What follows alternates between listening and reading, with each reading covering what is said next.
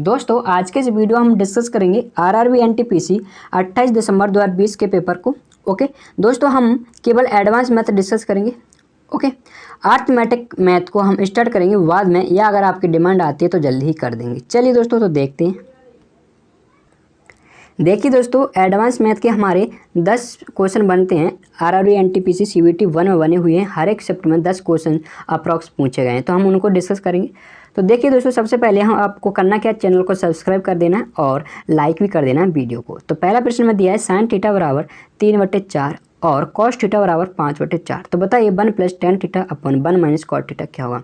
सबसे पहले हम tan थीटा की वैल्यू निकालेंगे। tan थीटा दोस्तों कितना दिया दोस्तों आपको, साइन थीटा बटे कॉस थीटा ये होता है दोस्तों। tan थीटा का फॉर्मूला क्या होता है, साइन थीटा बटे कॉस थीटा। साइन थीटा की वैल्यू रखेंगे 3/4 और कॉस थीटा की वैल्यू दोस्तों 5/4, लेकिन मल्टीप्लाई करेंगे 4/5 से। देखो 5/4 से भाग देने का मतलब दोस्तों मल्टीप्लाई करना उल्टे से, यानी कि 4/5 से। ठीक है ना। तो इसकी जो वैल्यू निकल कर आई 4 से 4 कटेंगे, यानी कि जो वैल्यू निकल कर आएगी वो आएगी 3/5। कॉट थीटा अगर आपको चाहिए तो कुछ नहीं करो, tan थीटा का उल्टा कर दो, यानी कि 1/tan थीटा। कॉट थीटा की वैल्यू होती है 1/tan थीटा। ओके, तो इस तरह से tan थीटा की जगह 3/5 रखेंगे तो 5 ऊपर जाएगा, यानी कि 5/3 कॉट थीटा आपका होगा। ओके, प्रश्न में किसकी वैल्यू पूछी गई है देख लीजिएगा। देखो इसकी वैल्यू पूछी गई, यानी 1 + tan थीटा कितना हो जाएगा, ऊपर 1 + tan थीटा यानी कि 1 + 3 + 5 अपॉन 1 माइनस, यानी कि 1 माइनस कॉट थीटा कितनी है 5/3।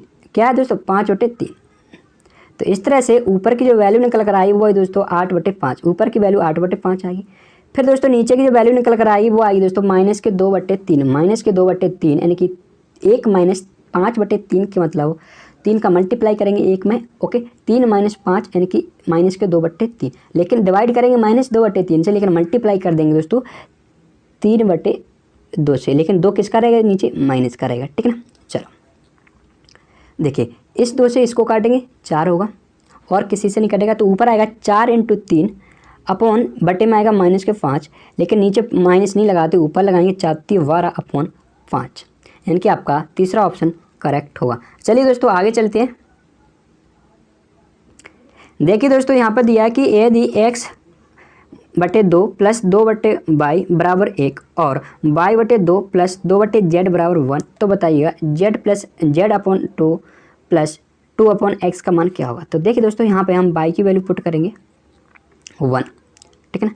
एक और तरीका होगा दोस्तों, यहाँ से हम x की वैल्यू निकाल लेंगे और यहाँ से हम z की वैल्यू निकालेंगे। देखो यहाँ से हम z की वैल्यू निकालेंगे, z और x की वैल्यू यहाँ पर पुट करेंगे तो आपका आंसर आ जाएगा, लेकिन हम वैल्यू पुट मेथड से शो करेंगे। y की वैल्यू 1 पुट करेंगे तो देखेंगे यहाँ से x/2, y कितना होगा दोस्तों 1 रखेंगे तो 2/1 मतलब 2, और 2 उधर जाएगा तो 1 - 2। तो यहाँ से देखेंगे x की जो वैल्यू हुई वो होगी दोस्तों -2। ओके, देखिएगा यहाँ से इसको देखेंगे 1/2, देखो 2/z बराबर 1, y की वैल्यू 1 रख देंगे, यानी कि हम उधर भेज रहे हैं, डाट हमने उधर भेज दिया। फिर मेरी सुनिएगा, मैंने y/2 को उधर भेज दिया डायरेक्ट, तो यहाँ से z की जो वैल्यू निकल कर आई वो आई दोस्तों 4। z की वैल्यू आ जाएगी 4, क्योंकि इसकी वैल्यू क्या होगी 1/2। ओके, देखिएगा प्रश्न में क्या पूछा है, देखिएगा एक बार कि z मतलब दोस्तों 4/2 प्लस ऊपर 2 है, नीचे नीचे क्या है x क्या अपना -2। देखिएगा इस तरह से काटेंगे, 2 से इसको काटेंगे 2 आएगा, इसको इससे काटेंगे 1 आएगा, लेकिन दोस्तों ये माइनस प्लस क्या हो जाएगा, -1 बराबर 1 हो जाएगा। -1 देखो, ये माइनस और प्लस क्या होगा 1, सॉरी माइनस प्लस -1 हो जाएगा। ठीक है ना। करेक्ट आंसर आपका यहाँ से निकलेगा 1। ठीक है ना। आगे चलते हैं दोस्तों। देखिए दोस्तों, यहाँ पे एक बात आपको ध्यान रखना था कि अगर आप सोच रहे हो कि y की वैल्यू 0 भी पुट कर सकते हैं, लेकिन नहीं करेंगे, क्योंकि 2/y मतलब दोस्तों 2/0 मतलब दोस्तों इनफाइनाइट, और इनफाइनाइट आ गया तो आंसर हमेशा इनफाइनाइट भी बनेगा, आंसर हमेशा इनफाइनाइट आएगा। तो हमें ऐसी वैल्यू पुट नहीं करना है कि हमें x y z की वैल्यू इनफाइनाइट मिले। ठीक है ना। चलो, ना वैल्यू पुट करना है ना किसी की वैल्यू पुट, जैसे कि मैंने मान के चलो यहाँ पे y की वैल्यू 1 पुट की थी, अगर y की वैल्यू 2 पुट कर देता ना, 2 पुट कर देता तो देखो दोस्तों x/2 + 1, y की वैल्यू 2 रखेंगे बराबर 1। ठीक है ना। तो यहाँ से x की वैल्यू जो आएगी वो 0 आ जाएगी, आएगी ना। लेकिन याद रखना x की वैल्यू 0 आ गई तो यहाँ पे इसकी मान क्या आएगा 2/0 बराबर कितना हो जाएगा इनफाइनाइट, क्या हो जाएगा ये 0 है, ठीक है ना, इनफाइनाइट। यानी कि दोस्तों प्रश्न में कहीं पर भी इनफाइनाइट नहीं बनना चाहिए, ठीक है। याद रखो कि y की वैल्यू मैंने 0 पुट नहीं की, लेकिन 2 की, 2 के बाद मैंने x की वैल्यू 0 निकली। लेकिन दोस्तों 0 निकलने के बाद आपने देखा कि 2/x की वैल्यू इनफाइनाइट हो रही है, लेकिन प्रश्न में कहीं पर भी इनफाइनाइट नहीं आना चाहिए। तो y की वैल्यू आप दो भी पुट नहीं करिएगा, ठीक है ना। चलो अब आगे चलते हैं दोस्तों। देखिएगा यहाँ पर दिया है यदि ए क्यू माइनस बी क्यू बराबर 625 और A square minus B square 25 दिया है, तो ए प्लस बी 5 है और A square plus A B plus B square का मान आपसे पूछा है। तो देखिए दोस्तों इसकी जो वैल्यू होती है वो होती है दोस्तों ए माइनस बी और ए प्लस बी होती है कि नहीं होती है, ए प्लस बी और ए माइनस बी बराबर दोस्तों 25। अब प्रश्न में देखोगे ए प्लस बी कितना दिया 5, यानी कि इसकी वैल्यू 5 दी है। तो आप देखोगे इसकी वैल्यू 5 दी है, तो देखो दोस्तों इससे हम इसको काटेंगे 5 आ जाएगा, यानी कि ए माइनस बी कितना आएगा दोस्तों आपका 5 आएगा। ए माइनस बी कितना आएगा दोस्तों 5 आएगा। देखो इसको जब हम खोलेंगे तो ये आता है दोस्तों ए माइनस बी और A square plus B square plus K A B. इसकी वैल्यू कितनी है दोस्तों प्रश्न में 625 है। लेकिन आपको याद होना चाहिए कि ए माइनस बी कितना निकाल लिया दोस्तों हमने 5 निकाल लिया, यानी कि इसकी वैल्यू 5 रखेंगे तो 5 से इसको काटेंगे कितना आएगा दोस्तों 125 आएगा। तो किसकी वैल्यू निकल कर आएगी A square plus B square plus A B. और प्रश्न में क्या पूछा है A square plus A B plus B square, यानी कि इसी की वैल्यू आपसे पूछी थी। तो चलिएगा दोस्तों यहाँ पर करेक्ट आंसर क्या हो जाएगा दोस्तों आपका पहला ऑप्शन, यानी कि 125 करेक्ट होगा। आगे चलते हैं दोस्तों। देखिए दोस्तों यहाँ पर दिया है एक सिलेंडर की ऊंचाई 14 सेंटीमीटर और वक्र पृष्ठीय क्षेत्रफल 528 सेंटीमीटर स्क्वायर है, तो सिलेंडर का आयतन क्या होगा। देखिए दोस्तों वक्र पृष्ठीय क्षेत्रफल जो होता है वो होता है दोस्तों 2πr/h बराबर कितना दोस्तों 528 है। कितना दोस्तों 528। 2 पाई की वैल्यू दोस्तों 22/7 ओके, इंटू आर क्या दिया है, क्या आपका वो नहीं दिया, एच दिया है 14 देखो, ठीक है ना, बराबर 528 काटिएगा। देखो सबसे पहले 7 से काटेंगे इसको कितना आएगा 2 आएगा, फिर 11 से काटेंगे 2 बार, इसको काटेंगे 11 चौका 44 और 8 बचेगा 11 8 88। आप देखो 2 2 4 4 2 8, यानी कि मल्टीप्लाई करेंगे तो 8, फिर 8 से काटेंगे सबको तो 8 छेंगे 48, यानी कि जो आर की जो वैल्यू निकल कर आ रही है वो कितनी आ रही है दोस्तों 6।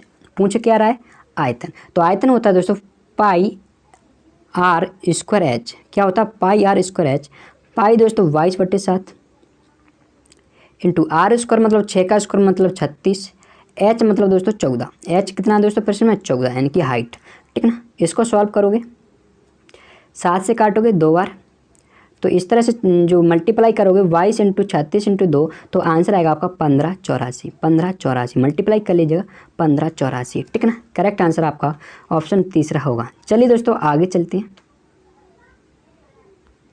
देखिएगा एक आयत की लंबाई इसकी चौड़ाई से दुगनी है, तो आयत का परिमाप और आयत का परिमाप 48 सेंटीमीटर है, यानी कि परिमाप 48 सेंटीमीटर है, तो आयत का क्षेत्रफल क्या होगा। देखिए दोस्तों अगर मैंने कहा चौड़ाई उसकी 1 हुई तो लंबाई कितनी होगी आपका वो 2 होगी, लंबाई कितनी होगी 2 होगी, इतना क्लियर है। और जो परिमाप होता है वो होता है साइड का सम गुणा 2, यानी कि साइड का सम कितना होगा दोस्तों 3 होगा, और 2 का गुणा कर दिया तो क्षेत्र वो बन जाता है परिमाप, जो कि दोस्तों 48 है।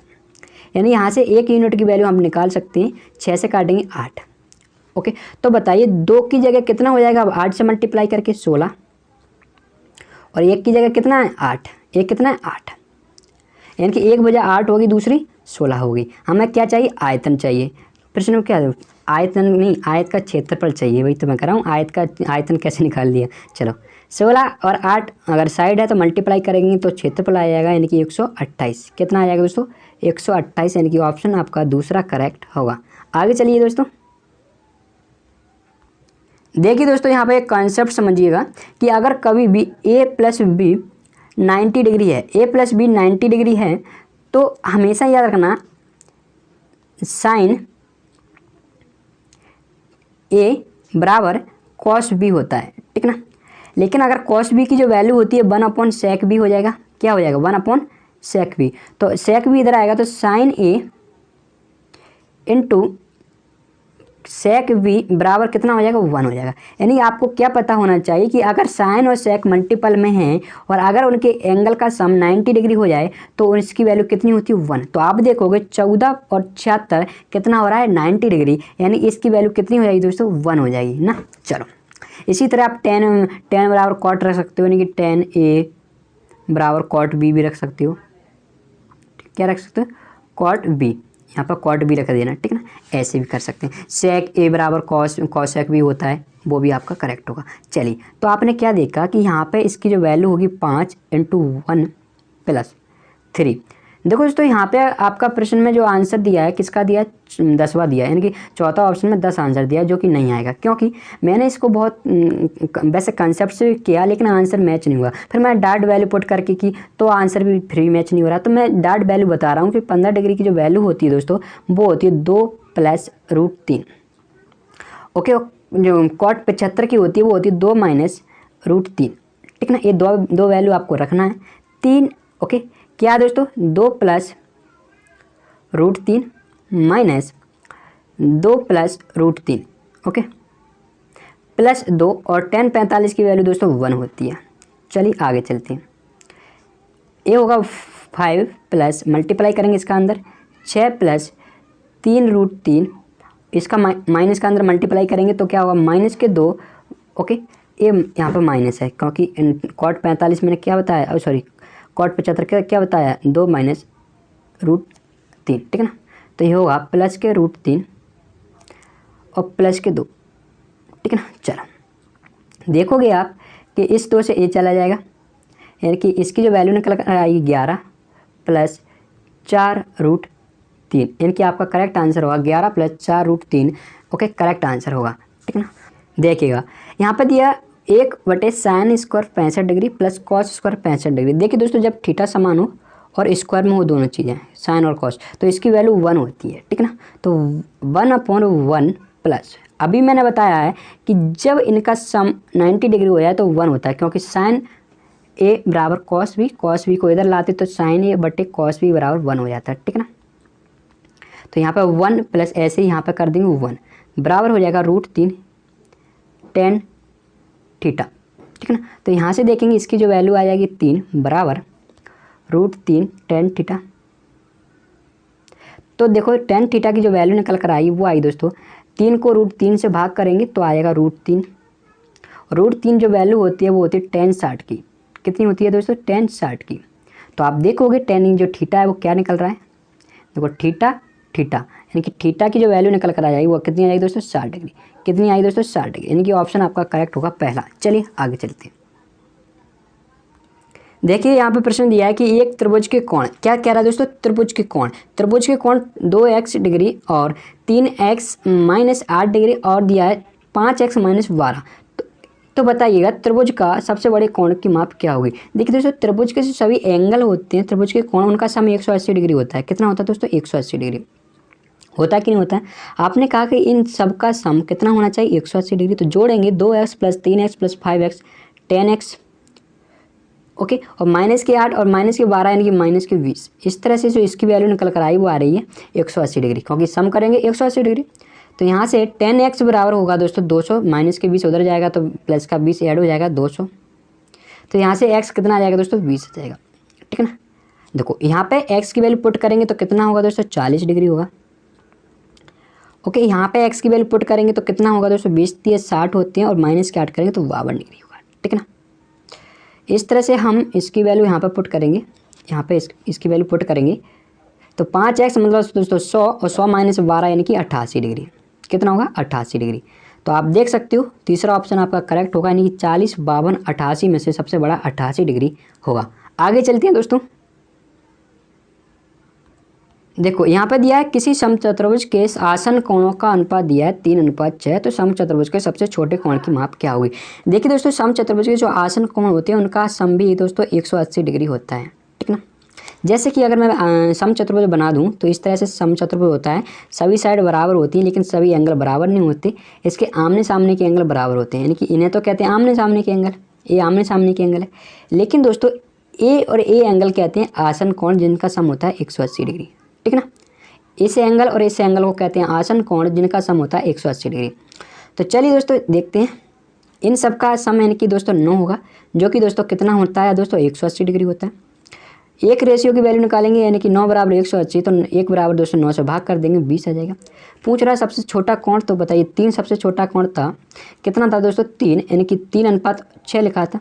तो सबसे छोटा कोण 3 था, यानी कि 20 का मल्टीप्लाई इसमें कर देंगे, तो 60 आपका करेक्ट आंसर यहाँ से होगा। कितना होगा दोस्तों 60 आंसर आपका करेक्ट यहाँ से होगा। ओके, तो दोस्तों हमने सभी क्वेश्चन सॉल्व कर लिए हैं, ठीक है ना। लगभग 10 क्वेश्चन दोस्तों हमने डिस्कस किए। और कैसा वीडियो लगा जरूर कमेंट करना, और अगर वीडियो को अभी तक आपने लाइक नहीं किया तो जल्दी से कर दीजिएगा, और चैनल को सब्सक्राइब भी कर देना दोस्तों, और अपने दोस्तों के साथ इसको शेयर करना बिल्कुल मत भूलना दोस्तों, ठीक है ना।